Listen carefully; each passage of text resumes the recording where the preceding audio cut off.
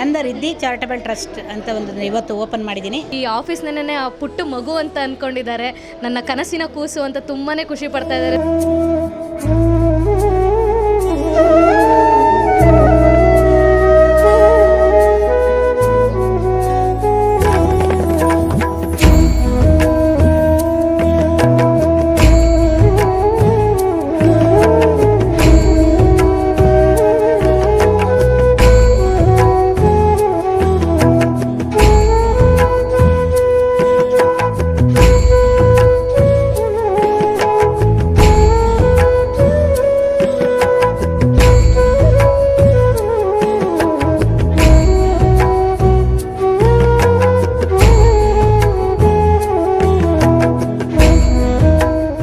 ನಾನು ಸುಶೀಲಾ ಗೌಡ, ಬೆಂಗಳೂರಿಂದ.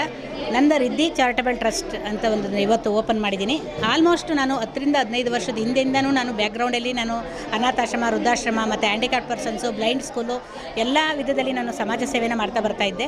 ಬಟ್ ಯಾಕೆ ನಾನು ನನ್ನ ಒಂದು ಟ್ರಸ್ಟ್ ಅಡಿನಲ್ಲಿ ನಾನು ಕೆಲಸ ಮಾಡಬಾರ್ದು ಅಂತಂದಾಗ ನನಗೆ ನಾನು ಬೆನ್ನೆಲುಬಾಗಿ ನಿಂತು ನನ್ನ ಇಡೀ ಕುಟುಂಬ ಆಗಲಿ, ನನ್ನ ಸ್ನೇಹಿತರು, ನನ್ನ ಎಲ್ಲ ಫ್ರೆಂಡ್ಶಿಪ್ಪು ನಾನು ನಿಂತು, ಇಲ್ಲ ನೀವು ಮಾಡಿ ಮೇಡಮ್, ನಾವು ಇನ್ನು ಬೆನ್ನಿಂದ ನಿಂತು ನಾವು ಸಪೋರ್ಟ್ ಕೊಡ್ತೀವಿ ಅಂತೇಳಿ ನನಗೆ ತುಂಬ ಪುಷ್ ಮಾಡಿದರು.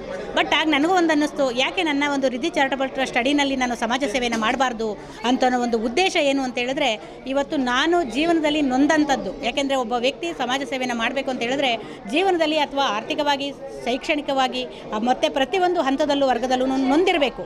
ಆ ವ್ಯಕ್ತಿ ಆಲ್ರೆಡಿ ನೊಂದಿದ್ದಾರೆ. ಆ ಒಂದು ನಾನು ಇವತ್ತು ಮಾರ್ಗದರ್ಶಕರಾಗಿ ಆ ಒಂದು ನೊಂದ ಕುಟುಂಬಕ್ಕೆ ನಾನು ಸಾಂತ್ವನ ಹೇಳೋದ್ರ ಜೊತೆಗೆ ಆರ್ಥಿಕ ಪರಿಸ್ಥಿತಿ, ಹೆಣ್ಣು ಮಕ್ಕಳಿಗೆ ಇವತ್ತು ಆರ್ಥಿಕ ಪರಿಸ್ಥಿತಿ ಮುಗ್ಗಟ್ಟಿದೆ, ಅವರಿಗೆ ಒಂದು ಸಬಲೀಕರಣನ ಮಾಡುವಂಥ ಕೆಲಸಗಳನ್ನ ನಾನು ಮಾಡಬೇಕು.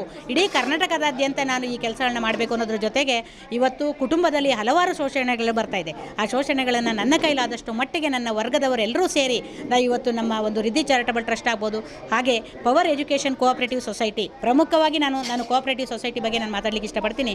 ಇವತ್ತು ಸೊಸೈಟಿ ಎಷ್ಟು ಮುಂದಿದೆ ಅಂತ ನಿಮ್ಗೆ ಎಲ್ರಿಗೂ ಗೊತ್ತಿದೆ ಸ್ನೇಹಿತರೆ. ಇವತ್ತು ಹಣದಲ್ಲಿ, ಇವತ್ತು ಆರ್ಥಿಕ ಪರಿಸ್ಥಿತಿಯಲ್ಲಿ ಹಿನ್ನಡೆ ಇರುವಂಥ ಕುಟುಂಬಗಳಿಗೆ ಇವತ್ತು ಸೊಸೈಟಿ ಸಹಾಯ ಮಾಡ್ತಾ ಇದೆ. ಯಾಕೆಂದರೆ ನೀವು ಬೆಳೆದದ್ರ ಜೊತೆಗೆ ಸೊಸೈಟಿ ಬೆಳೆಯುತ್ತೆ. ಯಾವತ್ತು ನಾವಿಲ್ಲ ಅಂದರೂ ಸಹ ಸೊಸೈಟಿ ಇರುತ್ತೆ. ಯಾವುದೇ ಆದಂಥ ಮೋಸ ಇಲ್ಲ, ವಂಚನೆ ಇಲ್ಲ. ಒಂದು ಸಾಮಾಜಿಕವಾಗಿ ಇವತ್ತು ನೊಂದ ಕುಟುಂಬಗಳಿಗೆ ಸಾಂತ್ವನ ಹೇಳೋದ್ರ ಜೊತೆಗೆ ಹಲವಾರು ಇವತ್ತು ಪುನರುಜ್ಜೀವನ, ಯಾಕೆಂದರೆ ಪ್ರಾಥಮಿಕ ಶಾಲೆಗಳನ್ನು ಪುನರುಜ್ಜೀವನ ಮಾಡುವಂಥದ್ದು, ಹಾಗೆ ವಿದ್ಯಾರ್ಥಿಗಳ ಎಜುಕೇಷನ್ಗೆ ನಾನು ಸಹಾಯ ಮಾಡುವಂಥದ್ದು, ಹಣದಲ್ಲಿ ಆಗ್ಬೋದು ಅಥವಾ ವಸ್ತ್ರ ವಿತರಣೆ ಆಗ್ಬೋದು, ಪುಸ್ತಕಗಳಾಗ್ಬೋದು, ಮತ್ತು ಏನು ನೀಡ್ತಿದೆ ಕುಟುಂಬಗಳಾಗ್ಬೋದು ಅಥವಾ ಶಾಲೆಗಳಾಗ್ಬೋದು, ಹಲವಾರು ಶೈಕ್ಷಣಿಕವಾಗಿ ಮತ್ತು ಖಾಸಗಿ ಕೆಲಸಗಳು ಸರ್ಕಾರಕ್ಕೆ ಅಂದರೆ ಲೀಗಲ್ ಆಗ್ಬೋದು, ಇಲ್ಲಿಗಲ್ ಆಗ್ಬೋದು, ನಮ್ಮಲ್ಲಿ ನ್ಯಾಯಯುತವಾಗಿ ನಾನು ಒಂದು ಒಳ್ಳೆ ಕೆಲಸಗಳನ್ನ ಮಾಡಲಿಕ್ಕೆ ಮುಂದೆ ಇದ್ದೀನಿ. ನನ್ನ ಸ್ನೇಹಿತರು ಬ್ಯಾಕ್ ಸಪೋರ್ಟಾಗಿ ನಿಂತಿದ್ದಾರೆ. ಇವತ್ತು ನನಗೆ ತುಂಬ ಆಭಾರಿಯಾಗಿದ್ದೀನಿ ನನ್ನ ಇಡೀ ಸ್ನೇಹಿತರಿಗೆ ಮತ್ತು ನಮ್ಮ ಮೀಡಿಯಾ ವರ್ಗದವರು. ಇವತ್ತು ನಮ್ಮನ್ನು ಪ್ರತಿಯೊಬ್ಬರನ್ನೂ ಇವತ್ತು ನಾವೇನು ಕೆಲಸ ಮಾಡ್ತಾ ಇದ್ದೀವಿ ಅವ್ರನ್ನ ಗುರುತಿಸಿ ಇವತ್ತು ಅವರ ಒಂದು ಇದರಲ್ಲಿ ನಮ್ಮನ್ನು ಮುನ್ನಡೆಯನ್ನು ಗಳಿಸ್ತಾ ಇದ್ದಾರೆ. ಯಾಕೆಂತಂದರೆ ನಾವು ಮಾಡುವಂಥ ಕೆಲಸ ಮೀಡಿಯಾದಲ್ಲಿ ಇವತ್ತು ರೆಕಗ್ನೈಸ್ ಆಗಬೇಕು ಅಂದರೆ ಅವರು ತಗೊಳ್ಳುವಂಥ ಒಂದು ಶಿಸ್ತು ಅಂತ ಹೇಳಲಿಕ್ಕೆ ಇಷ್ಟಪಡ್ತೀನಿ. ಸರ್, ತುಂಬಾ ಖುಷಿ ಆಗ್ತಾ ಇದೆ. ಆಫೀಸ್ ಓಪನ್ ಮಾಡೋದು ಅದು ತುಂಬಾ ವರ್ಷಗಳ ಕನಸು ನಮ್ಮಮ್ಮದು.